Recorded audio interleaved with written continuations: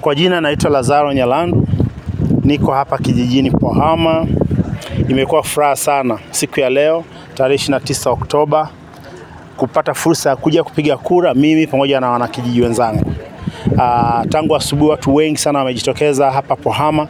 Tuna vituo kadhaa, lakini kama unavyoona maboksi sasa hivi yamejaa. Watu wengi wamepiga kura, wanaendelea kupiga kura. Kumekuwa na amani, kumekuwa na upendo, kumekuwa na mshikamano, na hii ndio Tanzania tunaoitaka. Na hii ndio Tanzania ambayo iliasisiwa tangu enzi ya baba wa taifa Mwalimu Nyerere na Rais Abeid Amani Karume wa Zanzibar.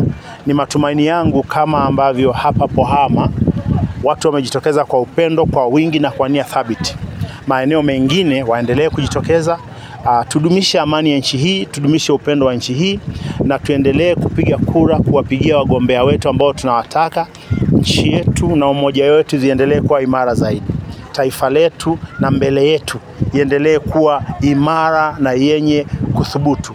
Na Mungu aibariki sana Tanzania yetu. Tofauti ya miaka ya nyuma na mwaka huu kwenye upigaji wa kura. Nadhani katika chaguzi ambazo tumepiga, mimi zote napigiaga hapa Pohama, uchaguzi wa mwaka huu mmoja umeandaliwa vizuri sana. Nadhani nichukue nafasi hii kuipongeza kwa dhati tume huru ya uchaguzi ya taifa kwa maandalizi ambayo wameyafanya. Huku ni pembezoni sana kwa maana ya kuwa vijijini, lakini maandalizi ya kuwaleta wasimamizi mapema, makaratasi ya kura, ulinzi na usalama kwa maana wanaosimamia vituo vyetu, mpango wa watu kuja kupiga kura. Kwa mfano nimefika wakaniambia alama kuanzia jina lako utasogea kwenye kibanda kinachofuata. Utaratibu ni mzuri, wanaofanya kazi wako vizuri, wana ukarimu, na kwa kweli mimi mwenyewe nimepiga kura na nimejisikia vizuri sana.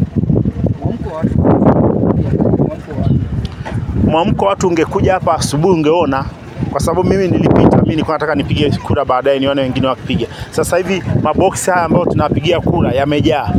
Yaani ungekuwa unaruhusiwa kuangalia tayari maboksi yamejaa. Majina ya watu ambao hawajapiga kura hapa kwetu yamebaki kidogo sana.